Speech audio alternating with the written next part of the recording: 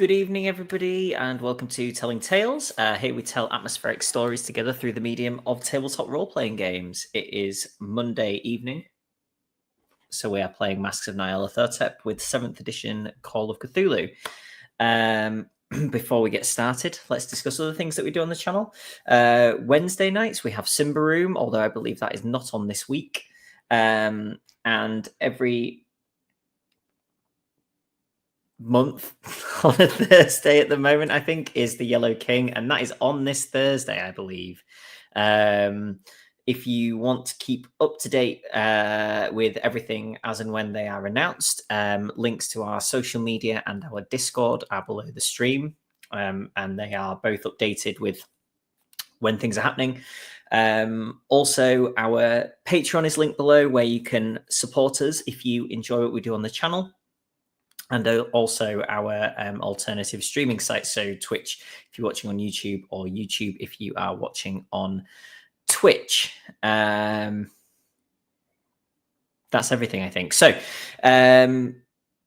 the group are currently in New York. They completed the Peru prologue, made very good friends with Jackson Elias, who, spoiler alert, is now sadly deceased.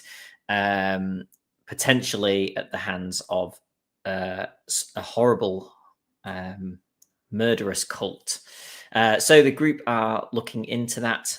Most recently, they went to the reading of the will and have found that they are potentially benefactors of a reasonable estate, as long as they use it to continue looking into the Carlyle expedition, which Jackson was previously looking into.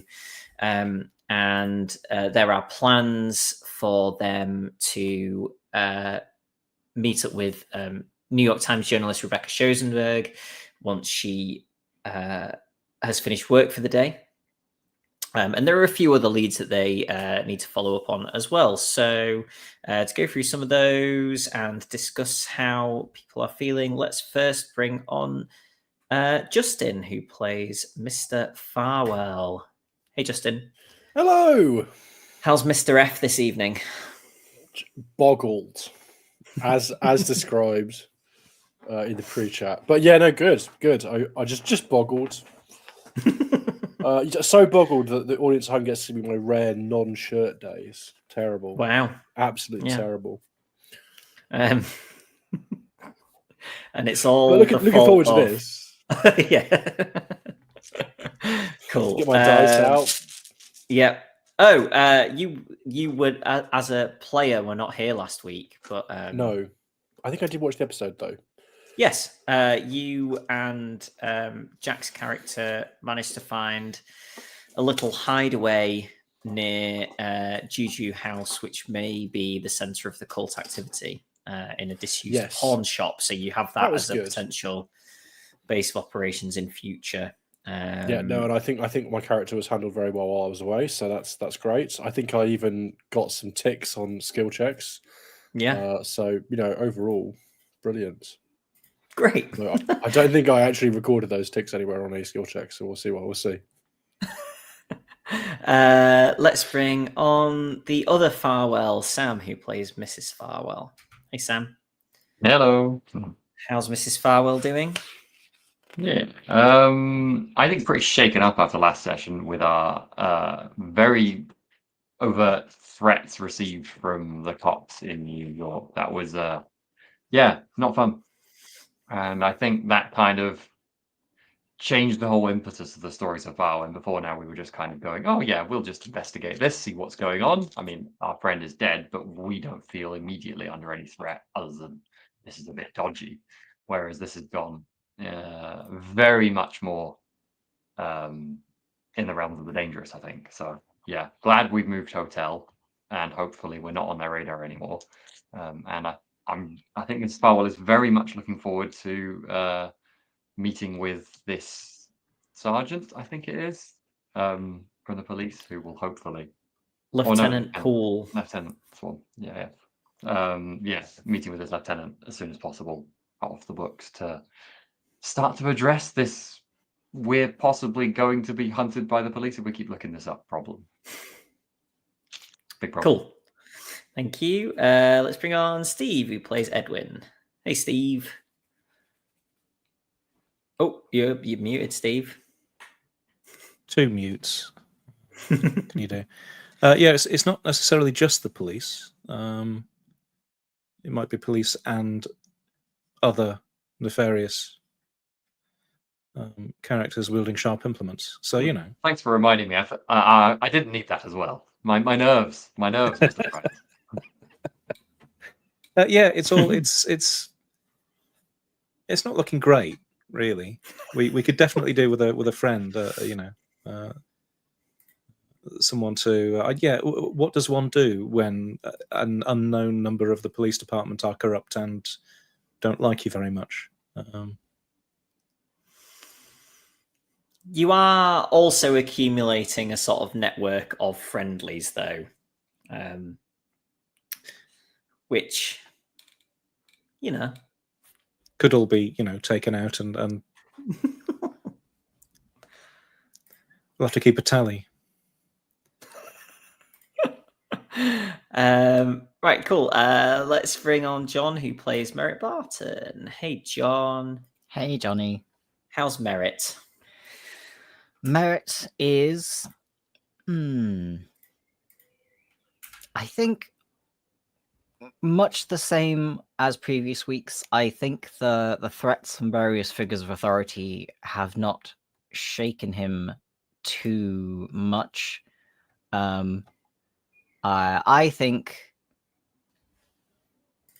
Merritt is aware that sometimes the true course of justice flies in the face of the machinations of the state and governing systems. But yeah, still a little bit worried. Just in general, being in a place and having people thinking ill of you and wanting harm is not a comfortable place to be. Yeah. Understandable. And there's a lot of people who are thinking of harm, probably. And some maybe not people who might want to do. No, that's. We've met fat vampires, not fat vampires. You know what I mean.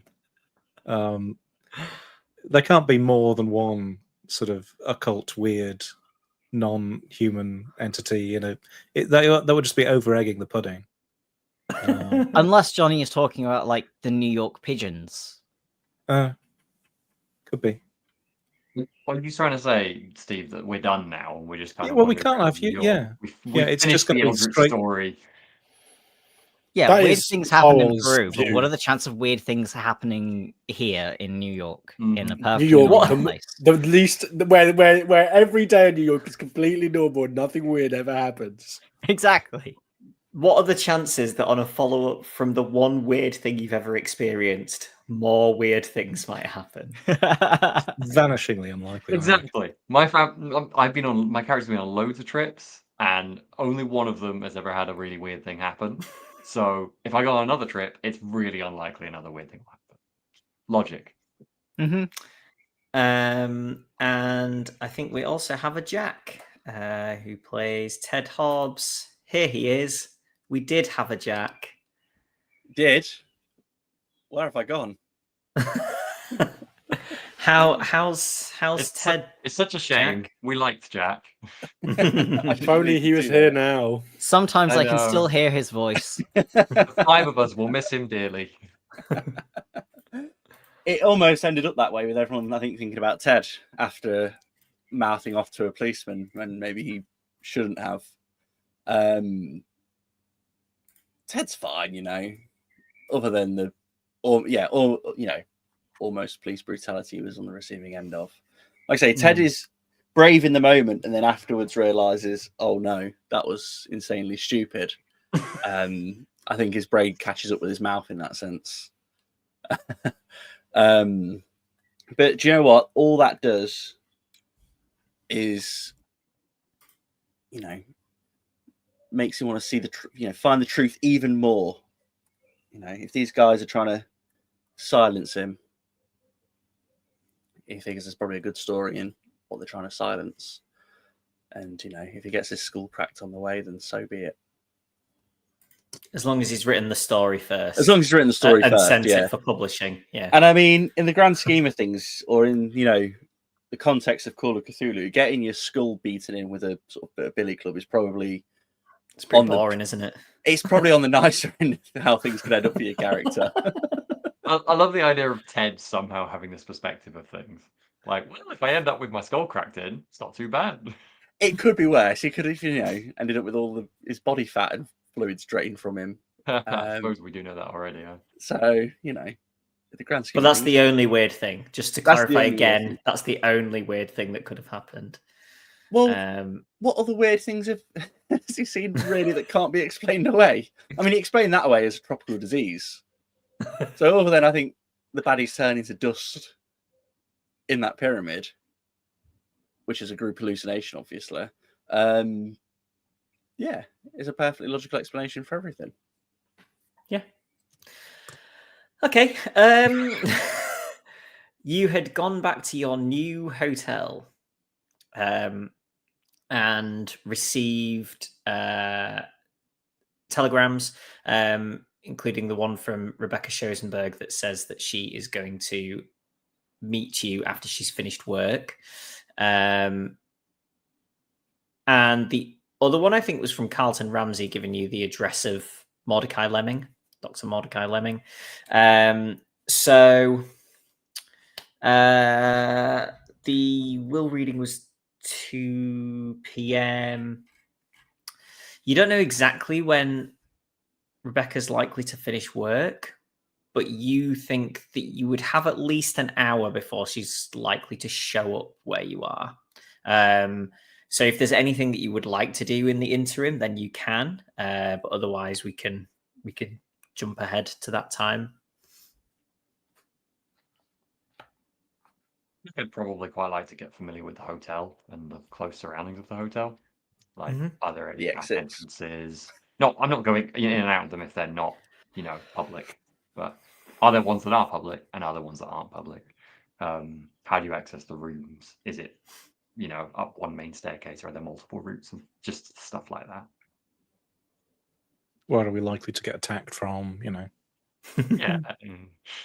I think if we have a little bit of time, I don't need to roll it out necessarily, but I think Farwell would go to the port and inquire about ways out of the city.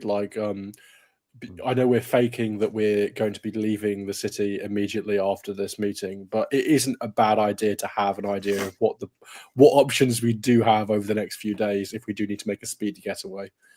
Okay.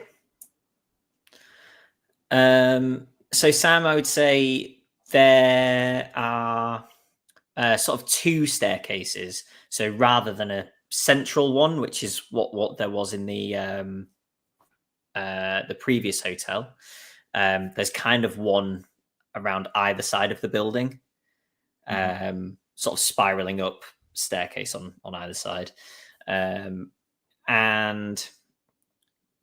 from inside, from the sort of customer area, there is a front door, and there is also a door out from the sort of bar restaurant area,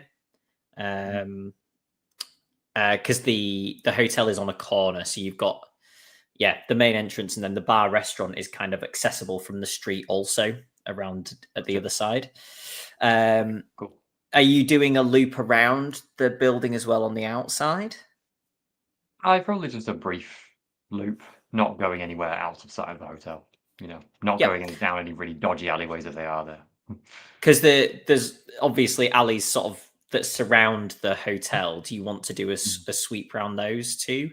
If they don't seem dodgy, you're kind of... You're still kind of just...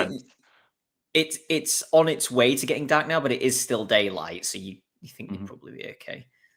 I might ask someone here to escort me.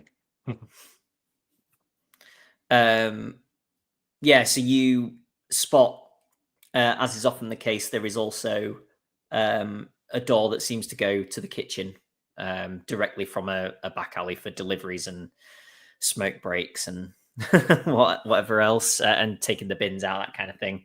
So yeah, you've got sort of 3 potential in and outs, with that third one being slightly more difficult to make use of. What's the fire escape situation? Again, they do, it's Standard, presumably code for them to go, for you to be able to that get makes out sense. from there. But from the ground, how could you get to the fire escape with? I mean, presumably not completely easy. It's got a lock gate or something. But like, would it be easy for someone who could climb a bit, or is it real challenge to get up? Make me a luck roll. They're fair. You won't have decided this. What is my luck? 64. Okay. 56. Okay. It is a ladder that has to be lowered from the first floor to the ground. So more or less, unless someone comes with a ladder, they're not really getting up. Yeah. Or if they have an inside person to do it, and then multiple people could come up. But yeah. That's good. I feel reassured. This was a good choice.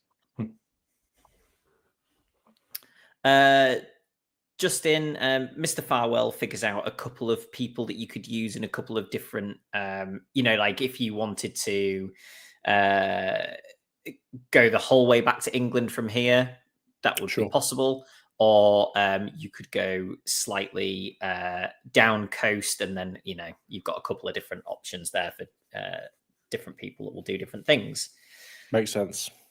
I'm glad you specified that, because when you said the whole way back to England, I thought you get halfway back to England. Spoilers.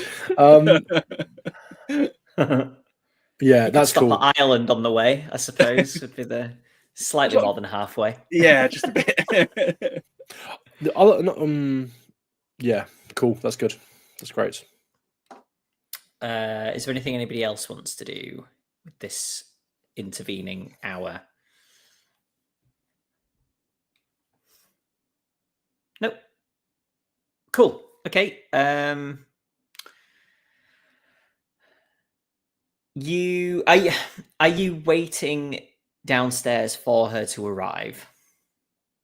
Yeah. Because you hadn't given any specific details on room or anything like that. I don't believe. No, I don't think so. I think I might have taken an opportunity to go freshen up in the room, but otherwise waited downstairs. Okay. So let's say after about 90 minutes from when you get back, she arrives. And she's looking like she's had a busy day, but not. You don't get the feeling that she's had any run-ins, particularly from the way that she looks. And says, "Good evening." What was it who sent the message again? Was it me? I think I asked to send the message. I think so. I'm just thinking who replies. Go on. Sorry, John. You asked to see me. Ah, Miss Schoenberg. I'll stand up. Kind of move a seat aside for her. Yes, thank you so much for coming straight out of work. We would have come to see you, but... And then I'll glance around as she sits and go, make sure no one else is obviously close by. We've unfortunately drawn some negative attention from the cops, as you say, and we didn't want to draw them towards you. Were they following us? Well, I do appreciate that, certainly. Okay. Yes, well, that's the reason for the hotel move. Makes sense. Is that why you wanted to speak to me? I guess I look at the whole group. And then, yes, I think we really wanted to... Well, I feel like them meddling in our affairs, given that we all got the same message, which was stop our investigations immediately, or to something to that effect, really does put a damper on our ability to, well, actually find out who killed our friend and what else is going on here. So I can't help but feel that's the most pressing matter right now, one way or another. Unless we're going to go into hiding, we're going to have to address this head on. And it was my impression you might be able to help us with that, if possible. We were wondering if you might know of a way to contact Lieutenant Poole through non-official channels, seeing as how official channels may draw attention.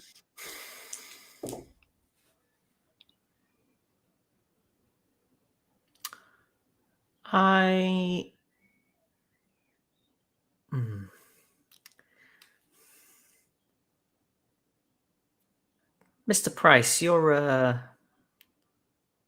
lawyer, is that correct? Yes, Mr. Rosenberg, that is right, yes. In your opinion, would it be against the law for me to, for example, bring Lieutenant Poole here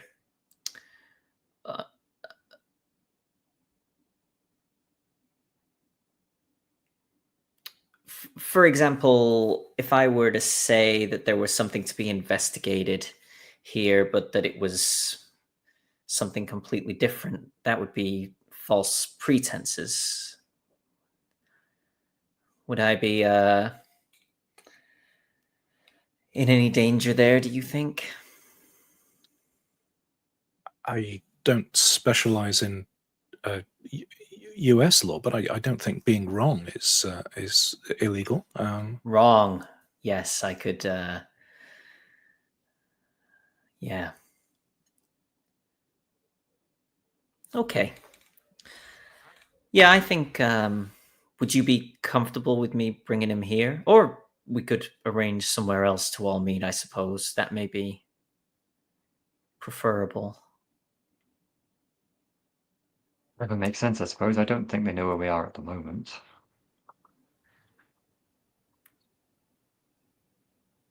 No, but if they were to tail him and me Or to you, at least you would be elsewhere.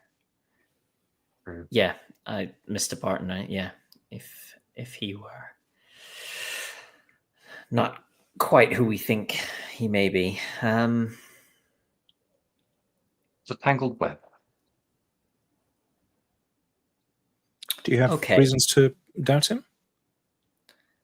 I don't, but Mr. Barton is correct. It would be best to assume the worst of everyone, I suppose. I wouldn't put it quite that way. More that the central point of our interest on him is perceived tensions between him and his superior.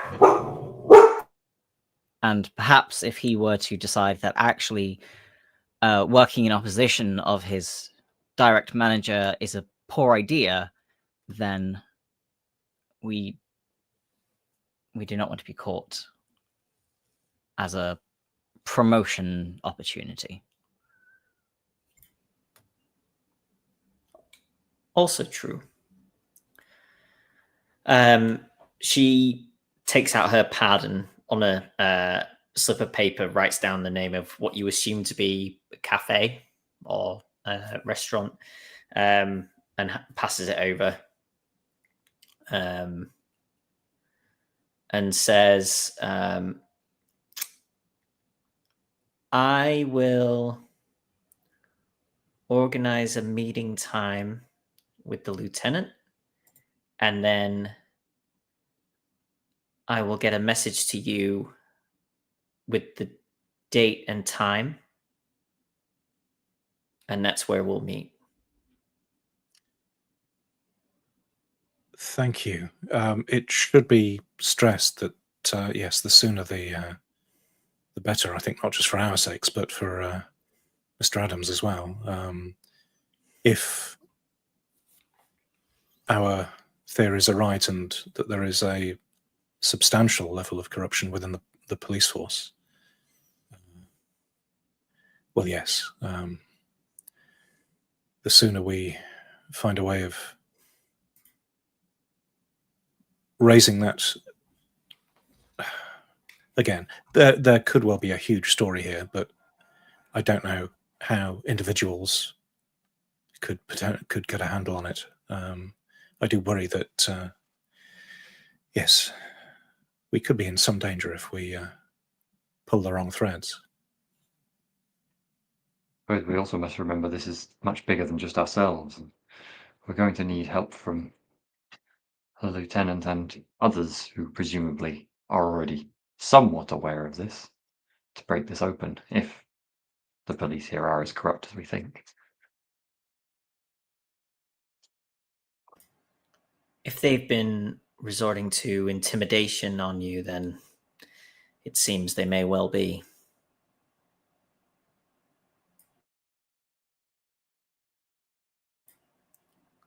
Well, if there's nothing else, I will head out and keep my time here as short as possible. No offense, of course. None taken. Thank you again so much for coming. Your help is invaluable. Just quickly, do you have any other plans I should avoid times for when organizing the meet? Yes. I am due to meet with what's her name again? Erica Carlyle. Erica Carlyle, like a name Carlyle just came into my head. Erica Carlyle, actually. I believe it's tomorrow. Is that right? She raises an eyebrow as you say that.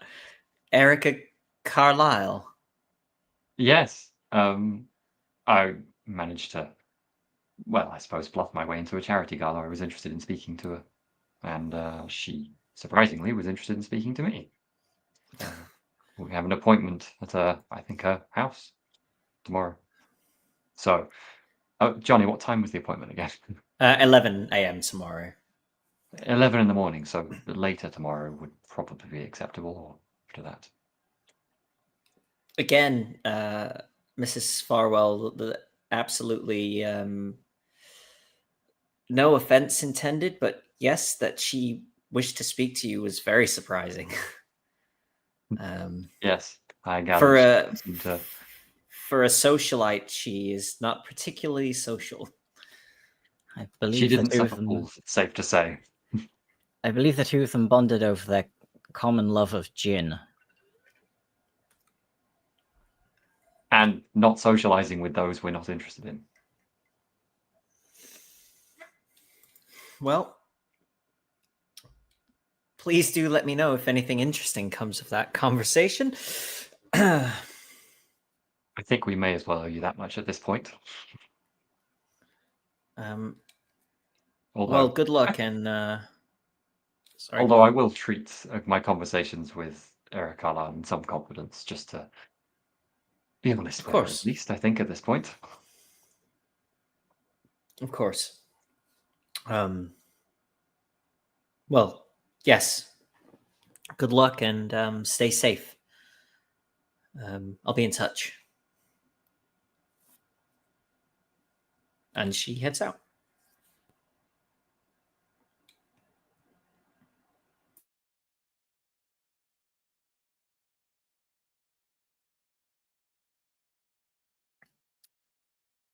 But that was very productive, I thought.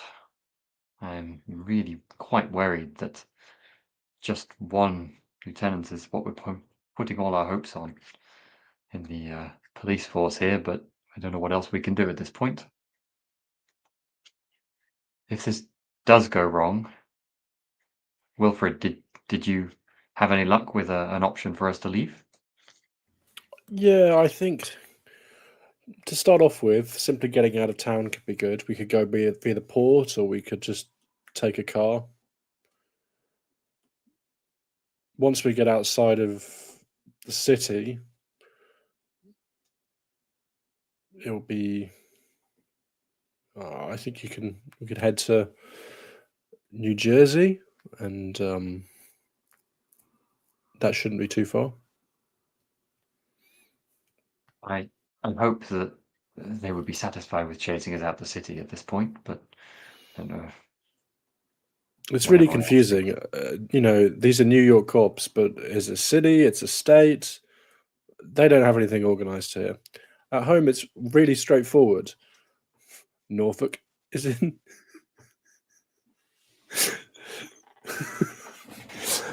It's straightforward. Norfolk is Lincolnshire. in where, Mr. Lincoln's in Lincolnshire. Nottingham is in Nottinghamshire. Norfolk's in Norfolkshire. So it's really clear to know where things are. When you're talking about the county or the city. No, you wish that was just roleplay. Yeah, that was 100% good. That was good. I totally pulled that off.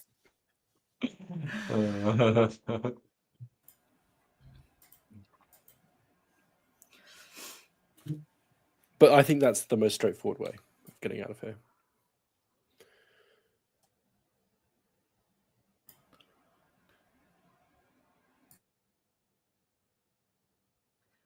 I wonder if we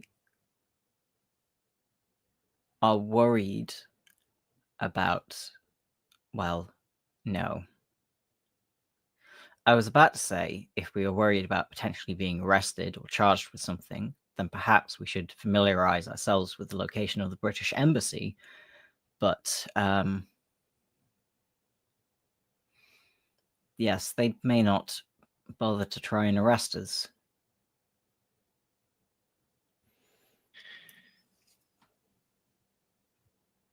I suspect you might be right, Mr. Barton. Given their behaviour with Adams and others. We don't have any evidence they've actually, maybe they'd rough you up, maybe they'd throw you out of town, but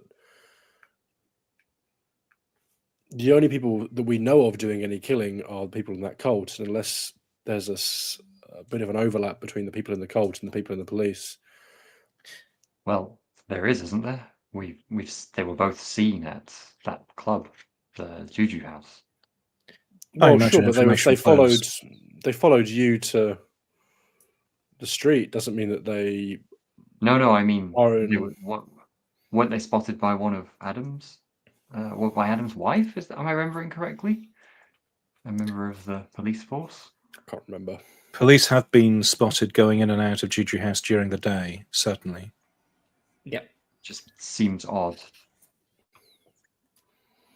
Anyway, it's not just that, but look what happened to Adams. Sure, he was arrested, but he clearly had a crime planted upon him. The same could quite easily happen to us.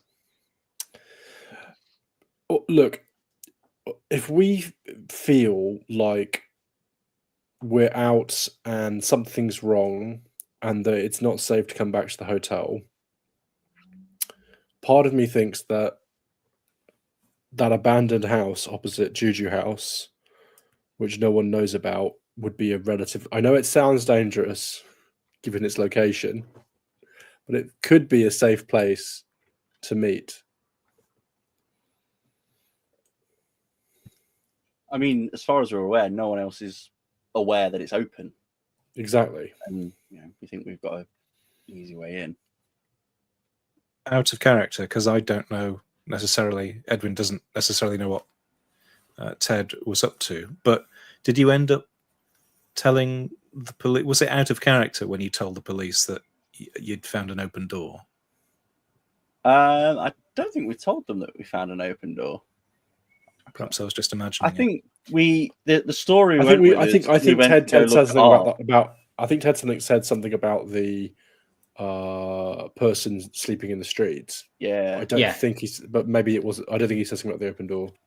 Yeah, I also remember Ted saying something about an open door. I vaguely remember Jack saying something, maybe in the context of that's what Ted would say if Ted was challenged. I remember. I can't remember. I think I remember Ted saying, "Oh, and the security guard is terrible. That door's just flying." Yeah, I just don't know whether that was like a joke. The comment was about the man passed out drunk in the street. Okay. Yeah, we shouldn't push this, and we should give you the benefit of the doubt. My point being is that I think that if we met, I think if we decided to meet there at night, that could be a good place to go. And a place they would, if we think that the hotel isn't safe. I mean, it seems a sensible idea from the sense of investigating, but it definitely does not seem like the place to go that we think is safest. I know what you mean. They'd never suspect you'd be there. They never suspect we'd be there. But Belly also, of the we beast and all that, don't husband. have a safe place to meet if we don't have an assembly point. And this is Ted speaking.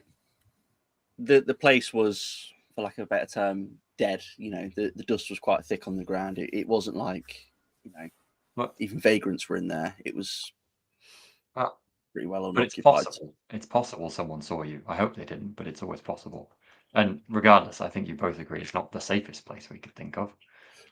Yeah, surely the more logical solution would be to go back to our good friend who went through the will with us, if we aren't safe here. That's true. We could do that. Either that or the publishers, but yes, the attorney's offices would seem. Okay, the attorney offices it is.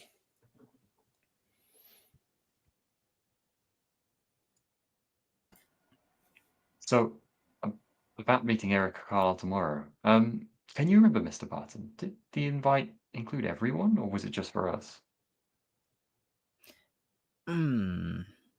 Sort of. Jonny can Bert come in here.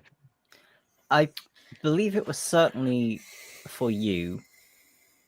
I'm not sure entirely whether I was included, or whether perhaps you would rather meet the actual Mr. Farwell. Well, I'm sure a +1 would be acceptable. I'm just wondering about the wider group. I'm assuming you would all be interested in coming if you were invited, but didn't want to intrude if she wasn't expecting us, and I can't remember. I can't actually remember us mentioning being a group. No. So perhaps the 6 of us would be something of a surprise. If she's already a bit of a recluse, or, you know, not as social as a socialite implies, all of us turning up is probably a little bit much. And is more likely to make her clam up rather than give us any information. I agree. Well, Wilfred, I think you should come. I think she probably wants to meet my real husband after meeting her the other day, and I'm sure she'd be happy to meet you again, Mr. Barton, given she's met you already. Maybe that's all, though. Sorry, Mr. Price, Mr. Hobbs. Oh, that's quite understandable. Particularly a journalist she might be less inclined to meet as well, I suppose. No offense. Yeah, I don't know what it is about journalists. Some people just seem to shut up around us.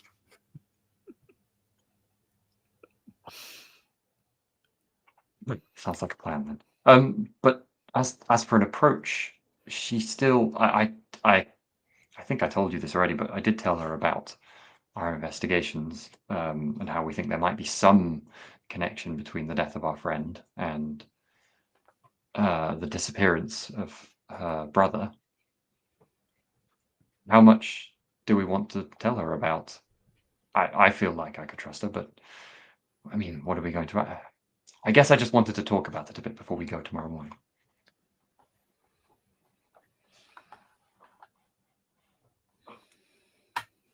I would say, personally, I think, given that the speed of events seems to be ramping up somewhat, I think I would probably just be forthright and cut to the chase. Perhaps that's just my profession. We still don't have a hard connection between the Carlyles and anything else, though. I mean, the best connection is Jackson Elias's writing, really. I suppose he was looking at what was going on there. We think he was. Well, he believed he found something. He did. And that's directly connected to her brother.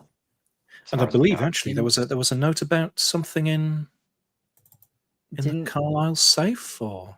Didn't he believe that the cult... Oh, everything's duplicated. Didn't he believe that the cult in New York is the cult that may have been responsible for... Or am I linking 2 points that don't link yet?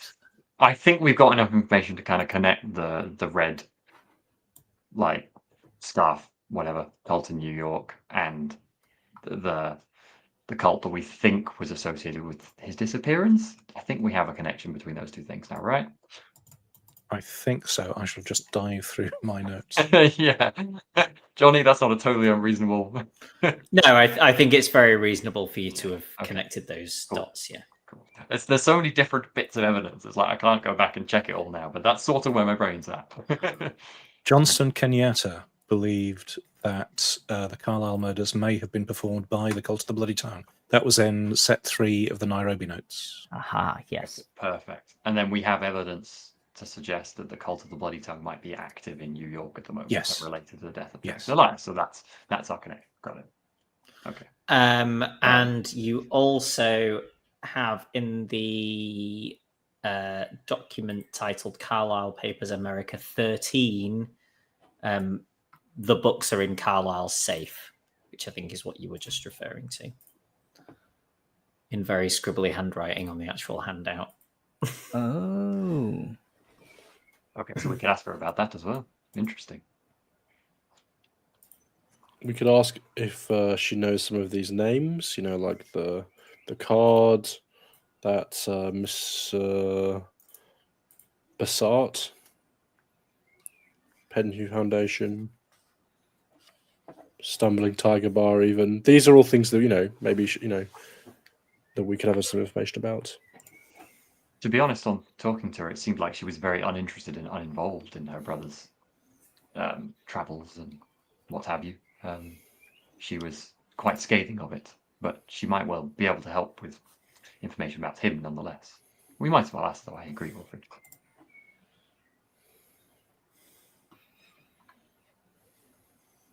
I think if we can find out what those books are, that would be helpful. Do we know what books those might be? I don't think you have any idea. This is the it. books. The note is kind of a rambling mess. Yeah. Who was that Also- note by? That was Jackson Elias. That was Mhm. Jackson's final Yes. bit. Yeah, okay. Yeah. Got it. Okay. Yeah, so that's pretty direct. So that, if nothing else, we have that line. So, yeah, okay. Our friend who's dead. Last things said. He could have used clearer writing. Good heavens. I know. There's a few, and now that I've remembered about these papers, there's a few other things in the last load of papers that we could follow up on.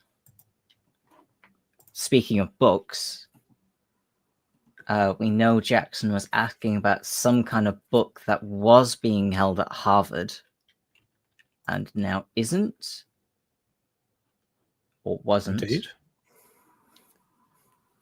So we can make contact with Miriam outright. I believe that's A the letter person. to this Harvard fellow would be good. We could inquire about. That's a good idea. Perhaps we could send that this evening. Yeah, certainly a quick note to introduce ourselves. And I think Miriam had suggested that Mr. Elias, that she might be able to help Mr. Elias if he were to visit. So perhaps if we can Yes, introduce ourselves in his stead. that sounds good. Would you like to write that, Mr. Price? You have a good hand for these things. Certainly, yes, I can do that. Do perhaps, I mean, I think it would open a door for us, and it's being honest. Perhaps volunteer that sadly Jackson is dead.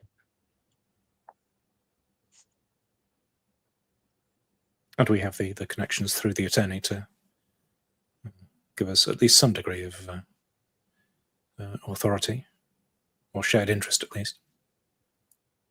I mean, I can't imagine how anyone else would know about her open invitation, really. Okay, I think I feel more comfortable with tomorrow's conversation. I just wanted to have it clear in my head because she's a straightforward woman and I don't want to go there without a clear direction. We don't really have a sense of whether it's the family home where her brother would have lived as well, do we? wonder if I might be able to find that out this evening.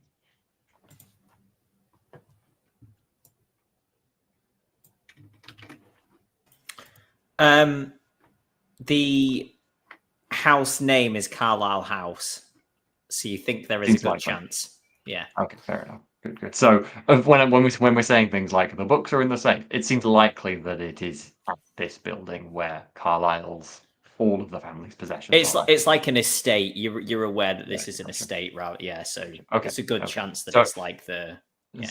So I will then go, well, I suppose it is Carlyle House, so most likely.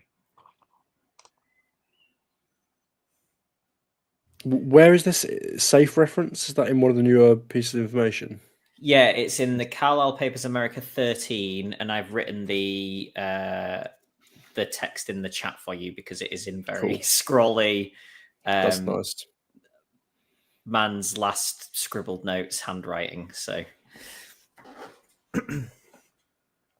for everyone's benefit, the final note of Jackson Elias says many names, many forms, but all the same and toward one end. Need help. Too big, too ghastly. These dreams like Carlyle's.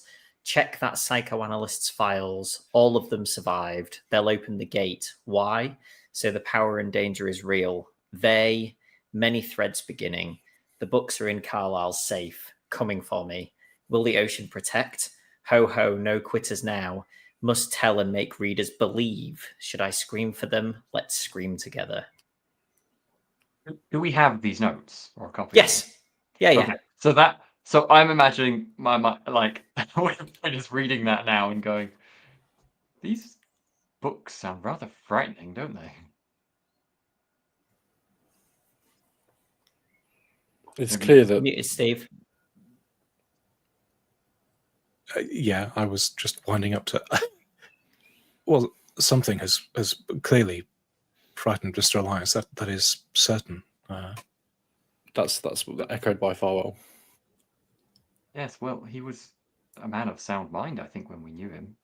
To be so worried about the books, either he lost his mind or there's Not genuine necessarily certain it's the concern. books that have scared him, though. I see what you mean. I hadn't. That comment about a psychoanalyst hadn't jumped out at me before. We haven't found any other references to any sort of psychoanalyst, have we? Was there someone on the expedition? Or... Dr. Robert Houston was a psychologist, but I don't know whether that's No, what they're that's referring separate to. skills. Completely different career.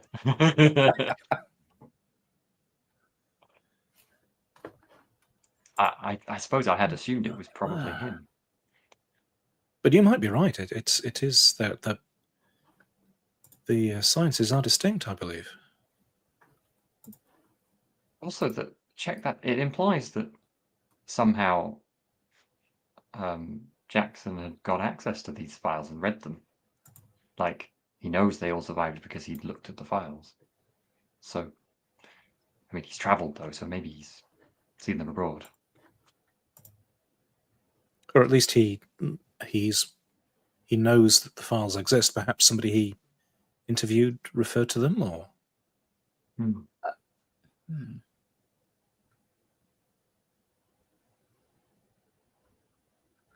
I think it might be Dr. Houston. He's referenced as a medical doctor, but he's also described as a Freudian.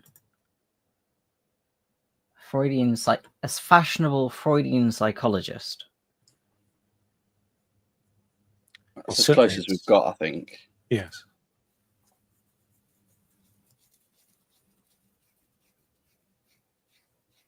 Certainly, it would be worth asking. Is it Miss Carlyle? Asking. Yes. Miss Carlyle. And this Yes, is it Erica is. Carlyle, Yeah, right? Miss Carlyle. Yes. Yes. There's not, okay, so because you said that she's disinterested, but she did lead the expedition to find her brother, so she can't be that disinterested. She would have Well, learned her some brother stuff. disappeared. I don't Yeah, think and she's interested. Dismissive of his interests, not of him. She wasn't abandoning Sure. him to his fate. She wanted to find out, but she was like, "This is nonsense. What he's doing is more the impression I get." But she did also say that even the way that he died was embarrassing, essentially, didn't That's- she? that's She's it, like, yeah. she's, Wow, yeah. harsh. Reasonable. You can't fault her logic. Right. Okay, cool.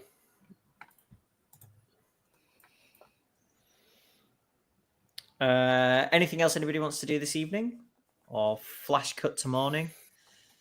Well, I shall pen that Yeah, lots of maybe letters. a telegram to Miriam Attright, the Yep. Harvard University. Yes. So I'll get that done, sent off, and keep a receipt for the charge. Yeah, have we done a shopping montage yet? Right.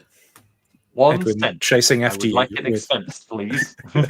1 cent is a lot of money in the 1920s. To be fair, it is. Okay, just before you, well, as you go to turn in for the evening and walk past the desk, the person on the desk, as one of you passes, says, "Oh, we just received a telegram." Let's say they pass it to Mrs. Farwell, since it was you who had previously spoken to Miss Schoenberg. And it is from her, and it says 8 a.m. fittingly regarding a missing family member. Is that 8 a.m. tomorrow or 8 a.m. today? It would have to be tomorrow. This is the evening. Yeah, It's not the morning yet. Okay, cool. It's like, It was it's at like, 9 have we a.m. missed going it? on to my view this morning. Where is the Carlyle house? Carlyle house, Johnny. Is it hours? it's away? about 2 hours away, so this can work. It will be, Tight. a pointed visit, but like you can make Yeah, it yeah. work. Basically, leaving by 9, but And the group could always leave because you're splitting anyway. So if things are going okay and it needs more time, then yeah. That sounds good. Okay. I will catch everyone before they settle to make sure everyone's aware of the time.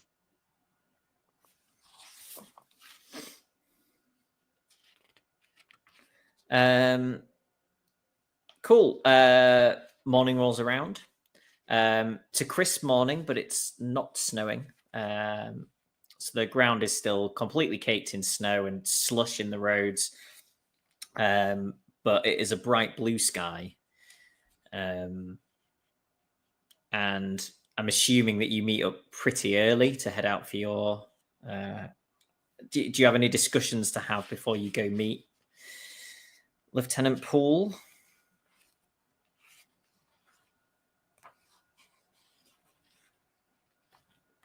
nothing springs to mind from my point of view. And I feel like Miss Schoenberg's leading this more than anyone else. I'm going to take her lead for or I was thinking of taking her lead for how to approach the conversation and how open and upfront to be immediately. So I guess we just have to see.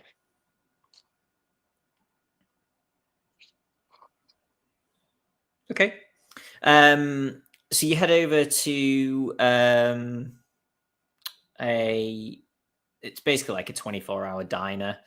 And you can see through the window as you approach that Rebecca and Lieutenant Poole are sitting in a booth next to each other, and he's sort of nursing a cup of coffee. And they're do you want to like make a psychology roll if anybody wants to assess their... Yes. Oh, I have really high psychology, but I failed. Who?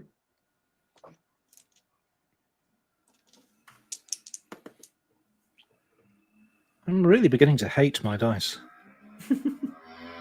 I failed.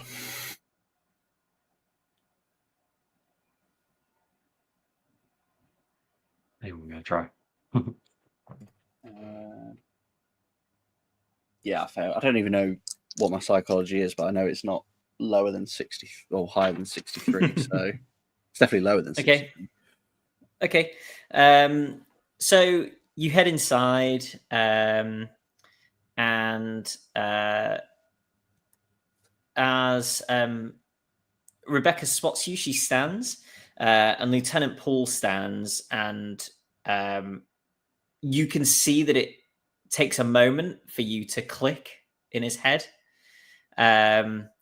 So he has a look as if, the sort of professional look that you would give somebody as a police officer if you were about to discuss their missing relative.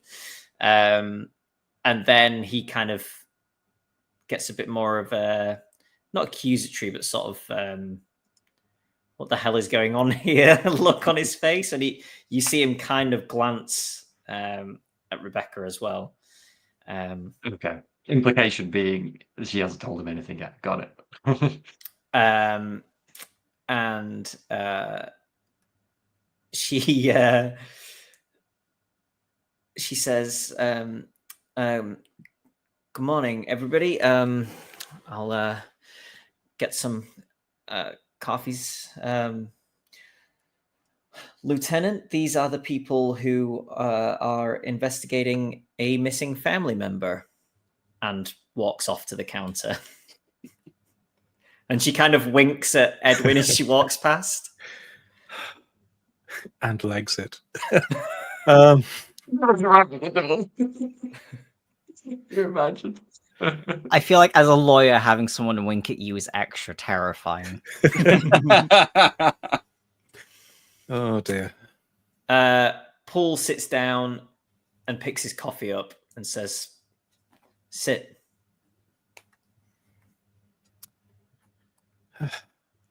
Thank you, Lieutenant.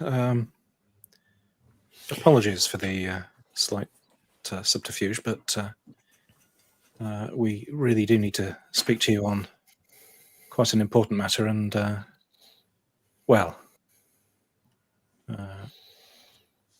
we didn't think going through official channels might be that sensible.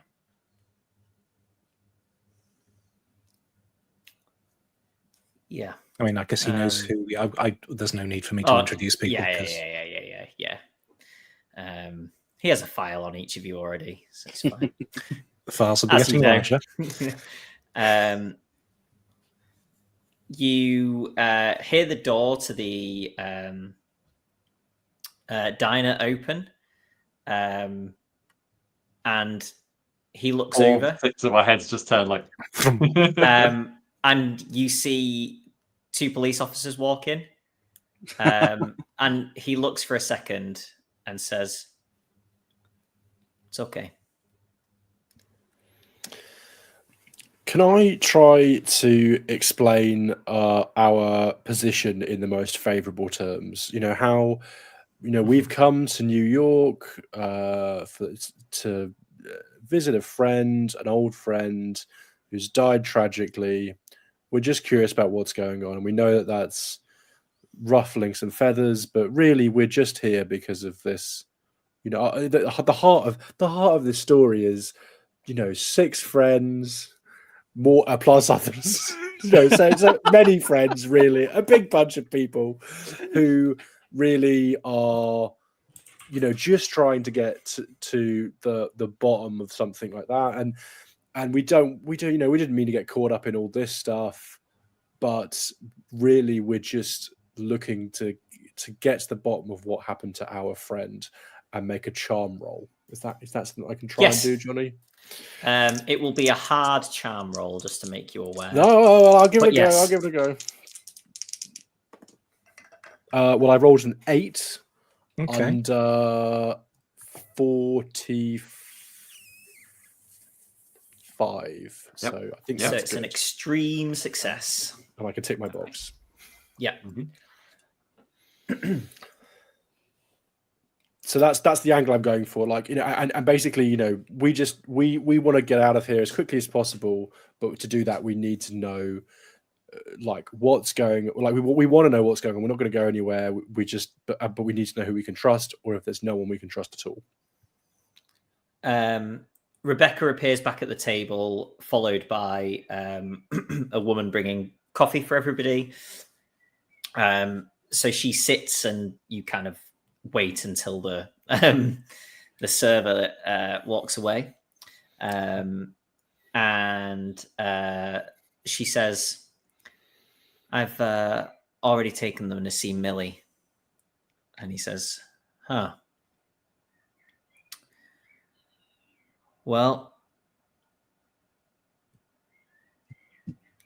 for what it's worth, I don't think he did it either. Hilton Adams, I mean.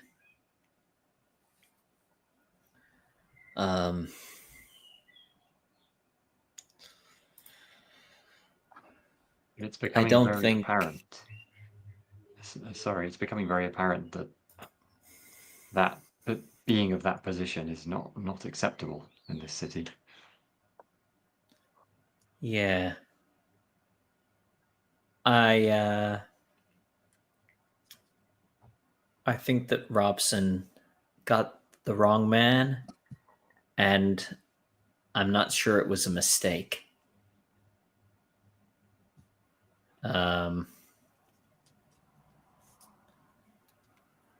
Everybody can make psychology rolls again, actually, for a separate thing if you want to.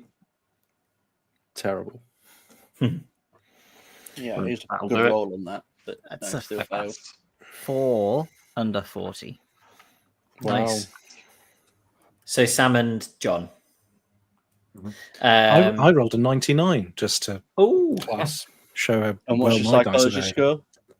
score? It's a sting. Edwin thinks it's a sting. You'll never catch me alive and throws the coffee in his face. Throws himself through the window. Edwin thinks that maybe Captain Robson is Lieutenant Paul's favourite man. Oh. No. There's no one in here with a red scarf, is there? Mrs. Farwell and Merritt Barton, like you can tell there's disdain in his voice for the fact that he called him Robson, and like, you know, no official title. That's not normal behavior for such a sort of ranked, you know, hierarchy. And yeah, he then further to sort of aimed at Mr. Farwell as he was kind of doing most of the talking, says he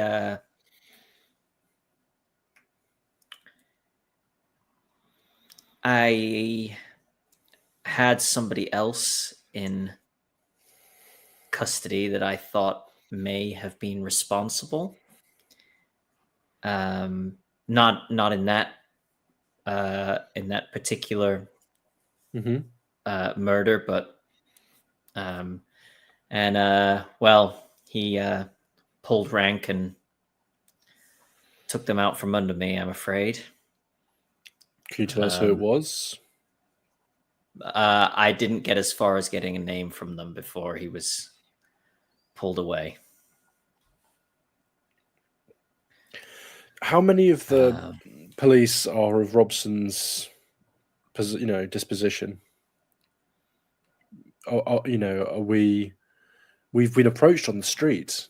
You know, it feels like the whole police force is stacked against us. Is it, or is it a fringe group? It's sizable?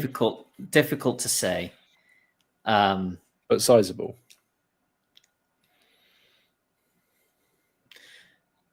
The difficulty with this is that some people may simply be following orders and not be aware that they are doing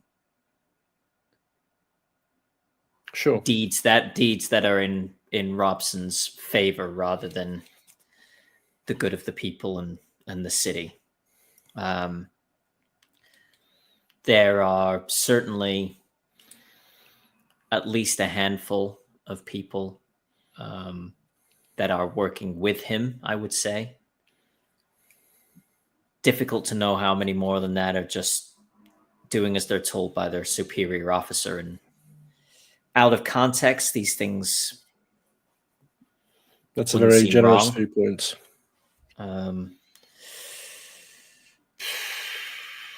Given, well, I think I look at the group, but this is kind of knowing what me and Barton know from seeing his face when he said Robson.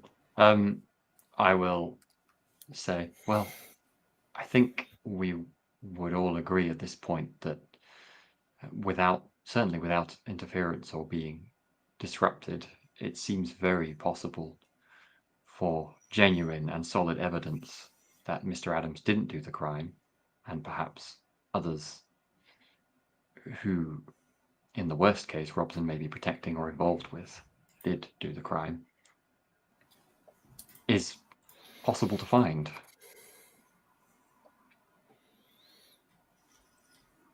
I suppose what we really need to understand is if it were possible for that evidence to come to light, what would happen?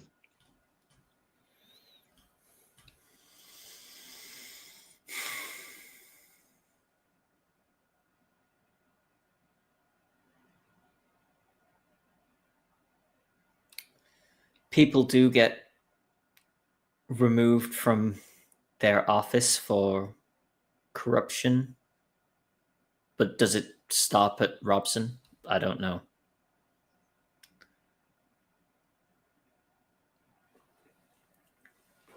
Jonny, who was the cop who went to the club in the daytime? I'm not sure I'm going to mention this, but I just wanted to check. Cop who went to the club in the daytime. I don't club. What, as in Juju House? The one that Juju Millie House, saw. Yeah, or was it just miscellaneous cop? We didn't know. Yeah. It's just That's what I want to ask about next time, though. Is a lot of this seems to be circling around Juju House. Has that been anything in you've heard Harlem? about? Yeah. No, Is it on your radar? Like, have you ever heard of it? Or the art place? That's the one. yeah. No. Should I look into it? I think that it seems like they're. Yeah, I think so. A lot of loose threads at the moment, but God, I'm starting to sound like him. No, it's not clear right now, but That did seem to be the epicenter of the 8 Harlem murders.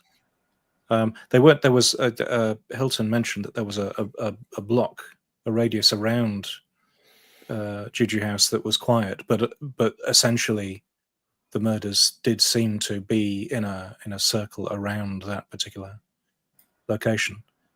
Okay. And maybe other suspicious activity around those times there. I don't really know if we have anything certain for now, but yes, if you can find anything out. I mean, the issue is we don't know how many people are. Given that 3 groups, we split up 3 ways, and we were all followed and targeted. At this point, I try to give a description of the cop that explicitly threatened me, and the wording they used. It's safe to say that didn't seem like a particularly apt use of police forces, so I would be reticent to trust those officers. But even when Ted and I were stopped, we weren't just warned off the city, we were warned off that street and that shop explicitly. Okay. I think it may also be worth mentioning, Lieutenant, that we have accounts that police officers have visited the premises during the day. I'm not sure how many connoisseurs of art you've got in the force, but Yeah, I get the impression they've not been there on the books. Okay. Just like I kind of if you ever get a feeling that we need to leave the city really fast, if you could get a message to us through Schosenberg or through someone else, that would be much appreciated. Understood. I suppose I don't know how you handle these forms of corruption. I don't know whether there's what routes you would follow, but if you did need evidence to start official wheels turning, what sort of evidence would you need?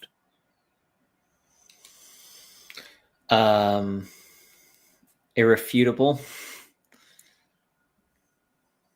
Police being money changing hands, would that? That's a start, I suppose.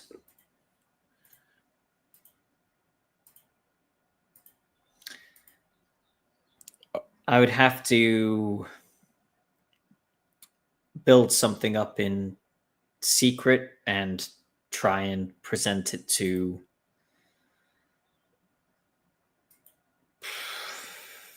a judge. Surely I suppose there's with like looking at Miss Schosenberg's. It's got to be public first. I was going to say it seems like the best option would be to build a case and actually give it to the court of public opinion. Do a bit of an expose that way, Not that would be how you would go about things, but if such a thing happened, that seems like it would force a few hands. Yeah, if there was an unnamed external source. leverage. Yes. Put too much public pressure on higher ups not to act. Of course, poor Mr. Adams is meanwhile waiting on death row. We need to do something. And if there's anything we can do to delay that. Well, he's one of the strongest pieces of evidence suggesting that this has all happened and he's been framed. So the faster that he is removed from the equation by those who don't want this found out, the better for them. Which worries me all the more.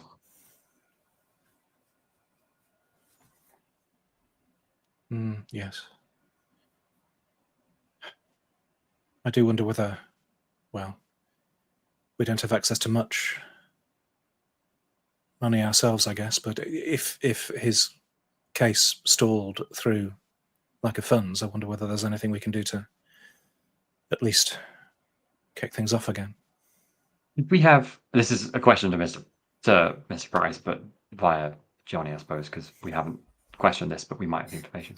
Mr. Price, did we know whether his case was under appeal or anything like that, or were they simply awaiting execution without any final appeal? As I understand it, I think Millie mentioned that the money for legal affairs had run out, and perhaps there might still be an opportunity to slow things down, but perhaps if we could come across a wealthy benefactor to the case, matters may be slowed. And I'll look at Lieutenant Poole to see whether this is a reasonable, whether he's just sort of grimacing or showing any sort of.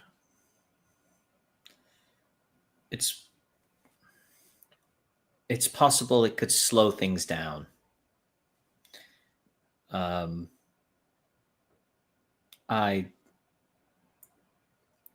I don't believe he will be allowed to make a fool of Captain Robson by leaving alive, but you may be able to buy him a little more time.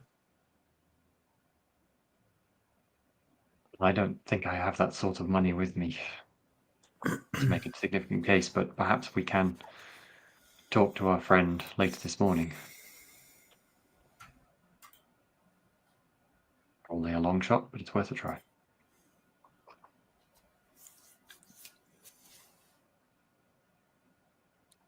Lieutenant Poole, as you investigate this, please do be careful. I am concerned that yes, we don't know how deep this goes, but it seems to me that in matters of police investigating police, you may be under close scrutiny, and that there may be points where your proximity to Captain Robson makes your investigation more difficult. And when that happens, I hope you could put some faith in civilians, well-meaning, helpful civilians.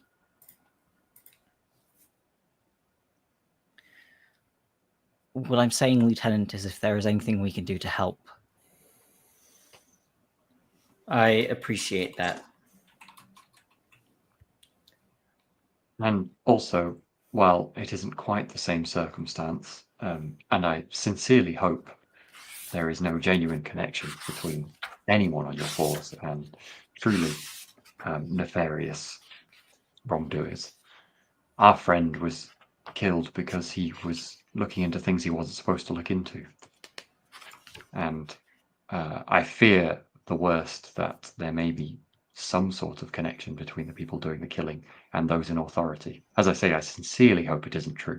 And I don't know whether it is or isn't, but please beware more than just the law in this.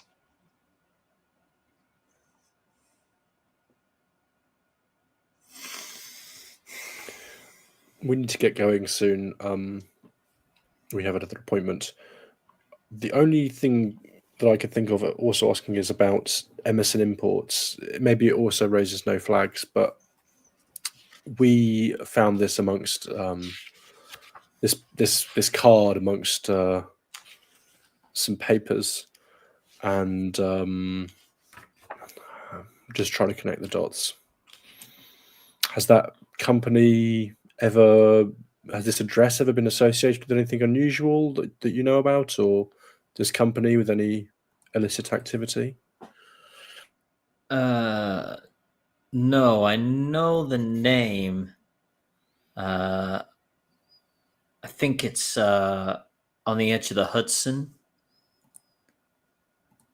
Their sort of warehouse, if you will. But no, I don't. They've never come up with something to be investigated.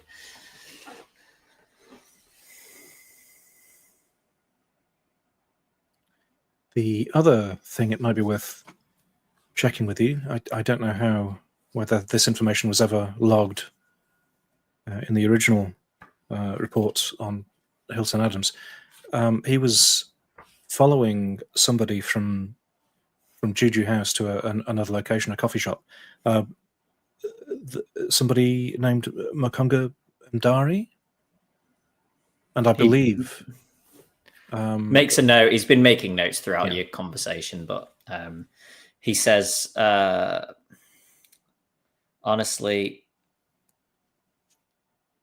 there is very little in the notes about Hilton Adams, as I'm sure you can imagine. I was not fortunate enough to get to speak to him for very long at all. Well, I think Hilton believes that might have been the trigger that caused attention to fall upon him. Okay. I'll put it like that.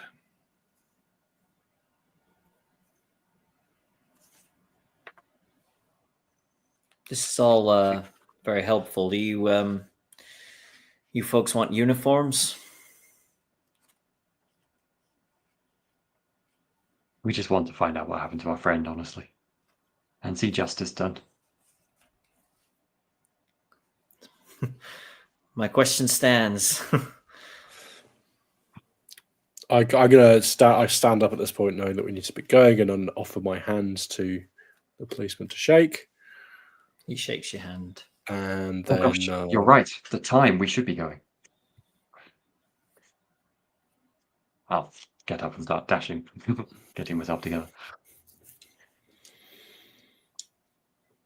Yeah, he stands and shakes hands with people, and the two other cops are kind of sitting at the counter, and they kind of give you nods as you pass if you happen to catch their eye. Yeah, you got the impression that Lieutenant Paul was like almost like, yeah, they're mine kind of thing. Like, you know. Cool. Gonna try and make a note of their faces as vaguely trustworthy cops. I think Winifred is also noting that they weren't visible when he was meeting just Schoenberg. They came in after we showed up, which is like, now Paul is outnumbered. I just thought that was interesting. If you mentioned this to me, I'd be like, I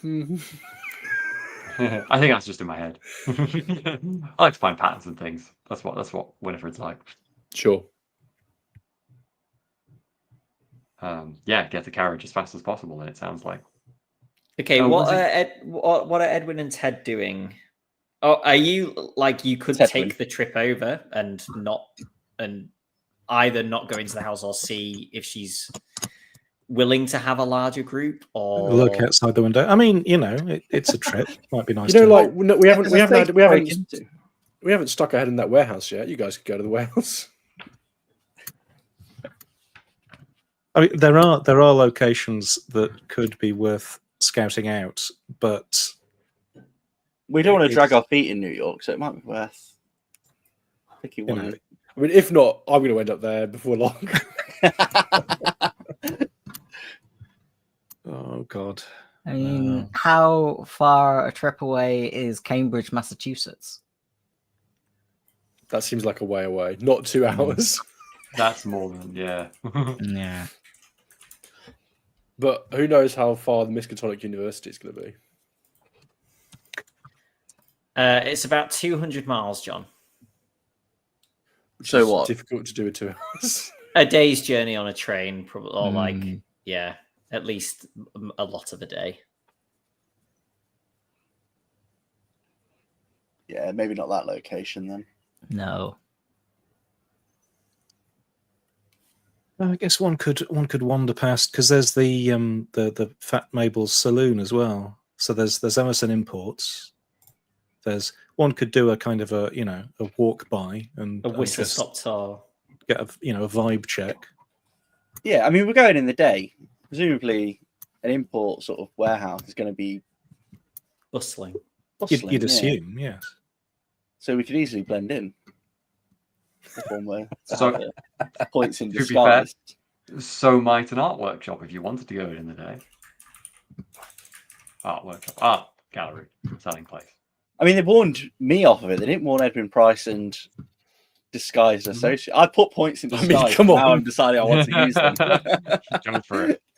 I love the idea that from now on, Ted is walking around perpetually in disguise in New York City. You don't have to do the warehouse. I definitely would have an interest in doing the warehouse on my own anyway. So, but it's an idea. It's also nothing wrong with joining us. Ted's up for anything. He's always up for getting into some trouble, or not. You could reach out to Dr. Lemming. Yeah. You have got his address now. Or you could try and follow up, find if Dr. Houston still has offices, even though he's been dead for 3 years. No, okay. That doesn't work. Shut up, John. Yeah, he keeps having to put his appointments back for some reason. Yeah.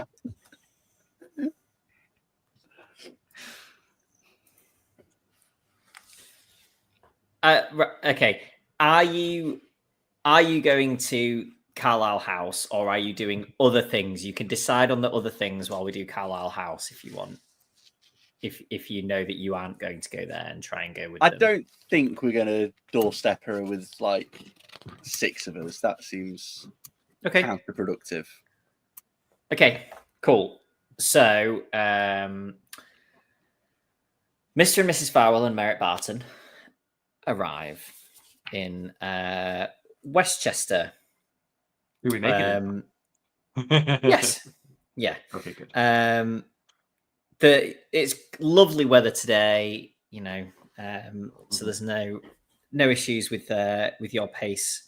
I spend the last bit of the carriage or however we're before we pull into the house, like smartening up Mr. Farwell as best I can. Why? She's gonna like it. These rich girls love a bit of rough. So much rub on your collar. When did you last iron it? So you see, as you're kind of coming down a hill towards it, a very elegant looking 3-story mansion, you would describe it as. Acres of what looked from this distance to be very well kept grounds. And there is a high iron topped fence with sharpened points. And as you approach the gate, there are 2 armed men there. And as you pull up,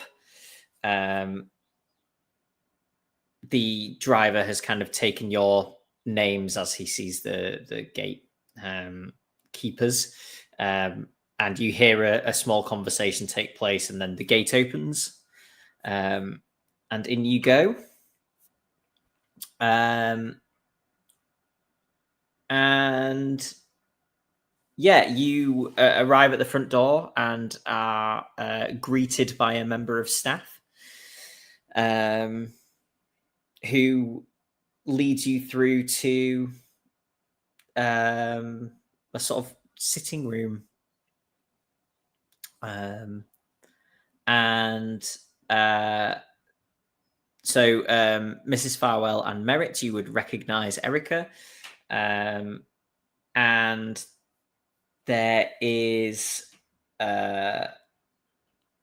also her sort of bodyguard type character who was at the function as well, with her. And up as soon as she enters. Just a small. Oh no, sorry, she's already there when I see. Sitting waiting for you essentially. I think I'll just a little nod, and then I'll immediately say, Miss Carlyle, this is my husband, Mr. Wilfred Farwell. I introduce myself and try to be as charming as possible. The real Mr. Farwell. A pleasure. Inimitable. The sort of bodyguard character gets up and leaves and is almost immediately replaced by another man who says, Bradley Gray, and shakes hands. Handshaking. And Erica says, Mr. Gray here is a partner at the law firm Dunstan, Whittleby and Gray. He is probably my main confidant, I would say, and in charge of many of my affairs. As such, he spends a lot of time here at the estate. Meet you. Shake hands. Is that Gray with an A or Gray with an E? I never know how things are spelt over this side of the... An E, sir. Such a fascinating thing.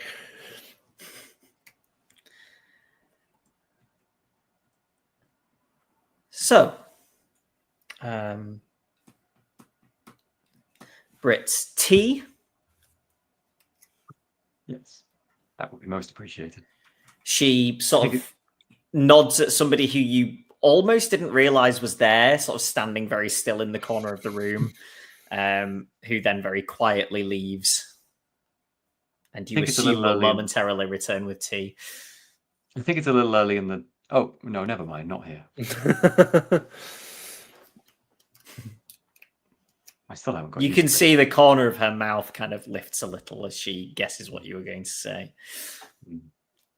Well, I suppose, unless there was anything specific you wanted to start with or ask us, we may as well cut right to the chase, given I'm sure you would rather that, Miss Carlyle. As you already know, I briefly mentioned the other night, a close friend and associate, Jackson Elias, passed away very recently. He was sadly murdered. I gather you might have seen that in the papers. Yes, Bradley and says, yes, I believe somebody that I know through my work is dealing with his affairs. A good man. yes. What's the name of him again? Carlton Ramsey. Thank you. Carlton Ramsey. Yes, he's a friend of ours as well. You are in good company then. I'm glad to hear it. We've only started working with him relatively recently. Anyway, where was I? Yes, and I suppose, especially given we came to New York on his invitation to assist with his investigations, it's left us rather in a pickle, and well, wanting to find out what really happened to the poor man. He, you might or might not be aware, but he tended to be interested in the occult and the otherworldly. For right or wrong, that was his writings and his passion, and we've been on some of his previous adventures. And well, that's I suppose the reason that we wanted to speak to you, because I know you know that your brother was also interested in those sorts of things, and well, we have found some evidence that might connect what Jackson Elias was investigating with what your brother was interested in, and the occurrence of his disappearance, and sadly, possibly even what got Jackson killed here.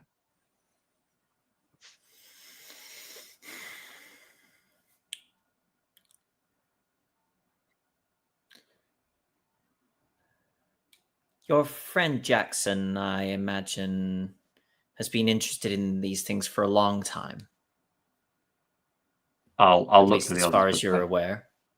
I believe so, yes. I think he's written several books, right, Mr. Barton? And made a career of it. You are aware, of course, that my brother's career did not involve these things.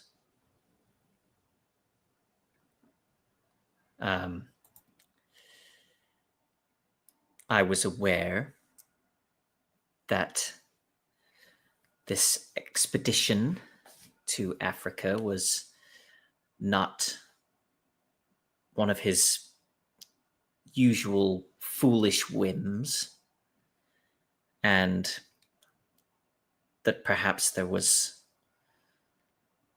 some secret or something that had fascinated him. That and that Bonet woman. That name mean anything to us, Johnny? No. The Jackson, this Carlyle isn't full of, say, African art, is it? Like, you can make a psychology roll. Mm-hmm. And John, can you make me a language roll, please? Higher pitched. I think when we've done this before, we've allowed me to just use my English. Yes, okay. Yep. My education is languages. Yeah. I got an extreme success on that psychology. I got a success. I'm here, Bubgus. You're looking at it's easy enough, John, for you to, based on sort of context clues and stuff, to figure out that may be an African surname. And and Sam, Mrs. Farwell thinks there may be some rather unsavory basis to Erica's dislike to this woman. It's not to say that all her reasons for her dislike are unfounded, but some of them may be mildly, not prejudicial, shall we say. So anyway, she goes on. I think I will immediately, if she pauses as well, I will go, Boulay woman? Who? I don't think we've heard of anyone like that. A woman who he became involved with around the time of the beginning of his interest in whatever these things were. I don't know how they came to meet. Not long before they did, he began having strange dreams. He would never tell me much, but I believe it seemed like something was beckoning him, perhaps trying to get him to do something, and he would wake up in sweats screaming. And this just started? No, that's very odd. So I suggested that he meet with my psychologist friend, who I suppose if you've looked into the expedition, you may know the name Dr. Houston.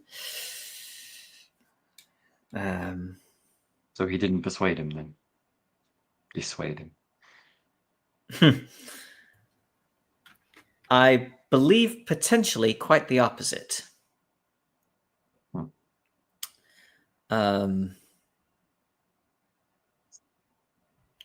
After they began to spend time together, he would disappear for days and then turn up with wild eyes and just babbling on, but saying only really that he had been to Harlem. That's where he would say he had been for days. This was very odd behavior for him? Nothing like he'd been before? Yes. I've seen my brother after parties and at parties, and this was not the same thing. He would describe Bonet as queenly and a priestess, and believe me, I am all for men treating women as all of these things, but this was different. For a while, I encouraged the expedition, thinking that perhaps it would be some kind of exposure, would get it out of his system. And see that everything was normal, but it obviously didn't go that way. Indeed. And when you went to try and find out what happened, you didn't discover much more than was reported in the papers, I suppose. I'm afraid not. Do you think your brother is dead?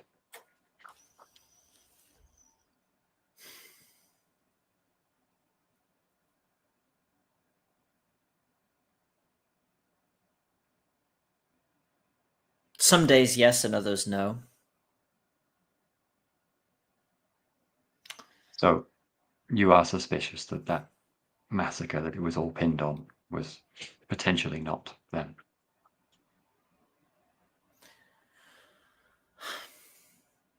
Do I think that, or is it just that without closure it is difficult? I can't say. Well, not that it is any actual evidence, but I believe before his death, our friend Jackson Elias also did not think your brother and his compatriots were dead. And it sounded like he may have seen some evidence. I want to give a meaningful look at Mrs. Farwell of like, let's not promise let's not get too ahead of ourselves. You'll forgive me if I don't allow my hopes to be raised, Mrs. Farwell. Yes, I'm not trying to raise them as such. I do fear for whatever situation they all ended up in. I think it more shows just how much our poor old friend Jaxus was obsessed with this the bloody tongue story. He talked a lot about pieces of research, books, other things that we've been trying to locate to see if we could better understand what's been going on and what happened around our friend's death.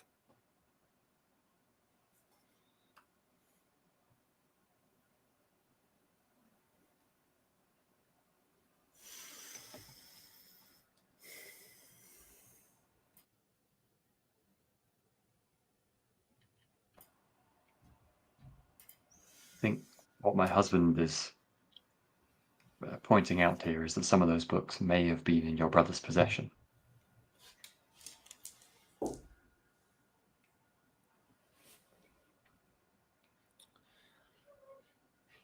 I'm not sure I know anything about any books. You can make a psychology roll if you like. Yes. Yeah, so that was further forward than I was willing to go. I fail. I think. Yeah, I passed. Hard success. Okay. Yeah, she's lying. She knows she knows the books that you're like, not that she knows that you like the way that they've been explained to you, but like she knows that there are some books that may be of interest. Yeah. Okay. I'm gonna try not to give away any of the tell you the fact that she's lying, and instead continue on the same vein of, oh, that is surprising. I was quite sure that he should have had some books in his possession, which would have really helped us understand exactly what's been going on, and perhaps what got our friend killed as well. Pulling at those heartstrings. There is a more pressing aspect of it as well. As Mr. Farwell has mentioned, we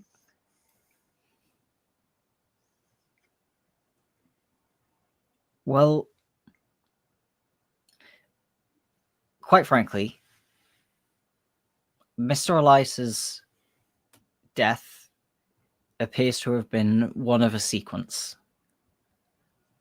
And there is a man currently sitting in Sing Sing who has been accused of the previous murders. Now, he most certainly did not kill Jackson Elias, and we are fairly sure he did not kill any of the others. And we believe that these killings may be related to whatever your brother was looking into. But this man is currently awaiting execution for a crime that he did not commit, while the real killer walks free. And so much of this centers around Harlem.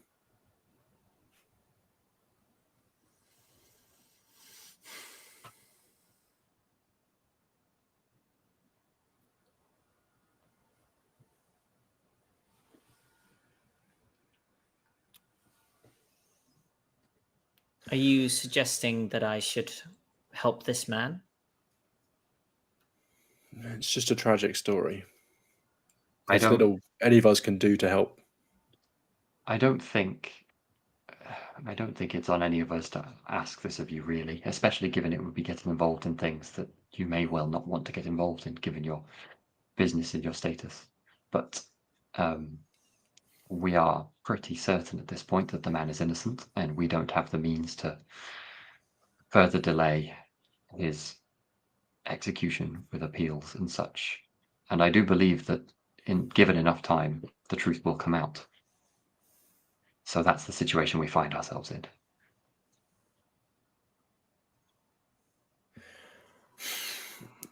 Make a persuade roll. Either Sam or John, and you can have the bonus dice. So roll the 10s twice and take the better result. What's your persuade, John? Slightly higher than average. Mine is slightly higher than average. Oh, that's probably you better then. Okay. It's 55. Okay, yeah, you better than me.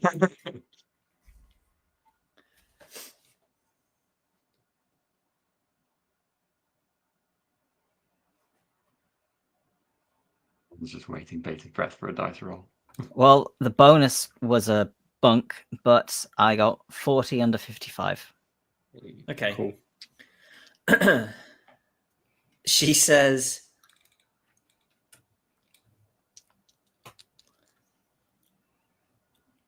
if there were an anonymous benefactor to his legal fees, and it turned out that he were innocent, and that perhaps the Carlyle company was privy to some knowledge and after the fact become a public benefactor,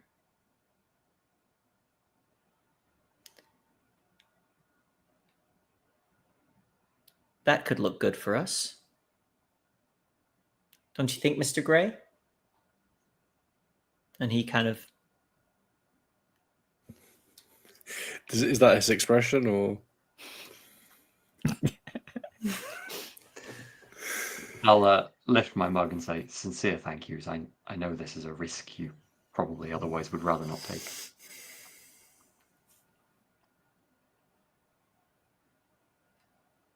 I'm not asking for her to reply in any more way.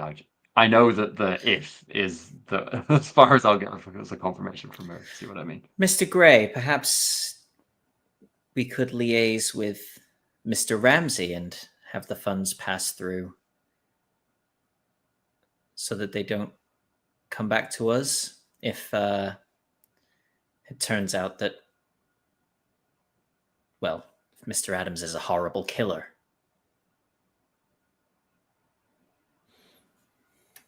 Oh God, it's such a big statement to do.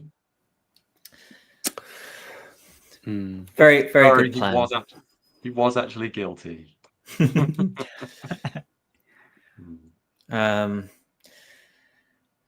And perhaps I will show you those books. And we'll leave it there. I was preparing a line in my head to call her out for it as politely as I could. Mate, just gently, It was coming. I wouldn't have left without it, but I had to do it politely. It's better to leave the door ajar and not go through it than to have it slammed shut. I mean, or you could just like batter through the door. Sure. That's working so well for us so far. None of us are dead yet. No, but that's not the only metric of success. I realize this session has basically been let's have very big and important conversations with people we really hope we can trust. Yeah. It's basically the summary of this whole session. Cool. Thanks, everybody. Any questions or comments, chuck them in the chat. Links to everything below the video. No Simba Room this week, but Yellow King is on Thursday, and Simba Room should be back on next week. I think that's everything in terms of that stuff. Yes, fun. Lots of threads. Seemed to go fairly well this week. I'm so glad, and also terrified she's going to show us the books, but glad. I can't wait to go to the warehouse. This is just when sensible characters just leave the scene immediately. Burn them all. I mean, come the on. Books, I mean. Since when have books ever like had any sort of negative effect on people? It's just a book. It's just a book, guys. It's fine. We are a lot of episodes in to still actually have that perspective as characters. I feel like that usually comes fairly early as a Cthulhu character. That's how you know it's a long campaign. Yeah. We're getting towards so just reading a book is a terrifying thing to do threshold. We're not there yet. Pretty sure I let all the linguists always read the books. That seems like their job. So yeah, they're better at comprehending what's in there. Exactly. Bye, Barrett. It's fine. I'm very sane. For now. It's fine. famous things that sane people say. I'm the sanest one here. No one is as sane as me. Who are you talking to, John? Anything? Facing a brick wall. Oh God, I can still hear Jack.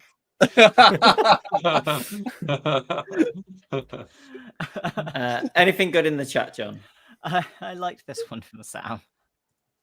Always a confidence-inspiring start to a question. Would it be against the law for me to? Yeah, I was I started talking about that, and then I realized that it might sound like I was going to proposition Lieutenant Poole. And I was like, if I were to invite him to this hotel under false pretenses, which isn't my intention. Yes. We also had this helpful suggestion from 42. Asking for a get out of jail free card. Apparently they were a real thing. Really? Probably. Wow. I feel like commit a crime free card. I feel like any get to jail card that Captain Robson would supply would overrule Lieutenant Poole's get out of jail free. That's true. Was it all card based back then? I mean, they didn't have contactless, so.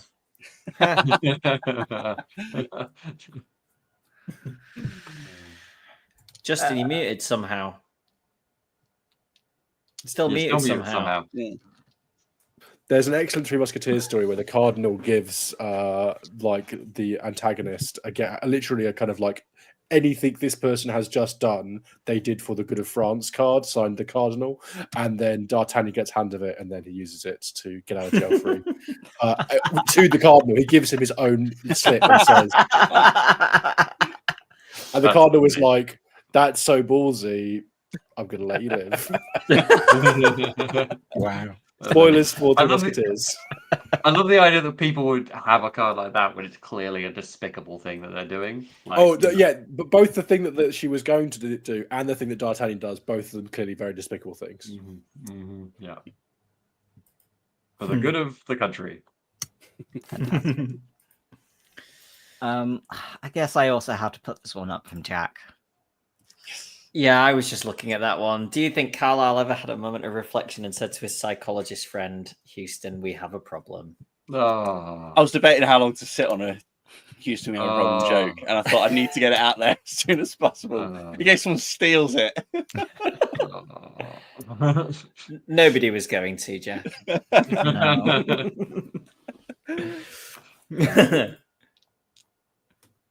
Oh, cops used to give them out for Christmas and would get you out of minor things like a ticket, etc. For Christmas, like as a present. What? So maybe That's mad, and I love it. if you get pulled over on Christmas Day, you get a ticket, but you also get handed. Oh, that's cute. For next time, maybe. Oh, we need to revive that. That's great. Although people were just going mad rampage. No, we don't. No, we don't. we We need to do that. It's the spirit of it that we need to Also, revive, not the literally, actual the pardon power still exists. Like, this is a thing. There's too much of this. This is a big problem. Yeah, Let's okay, not you're do right. more of it. Yeah. Oh, too real. Okay, cool.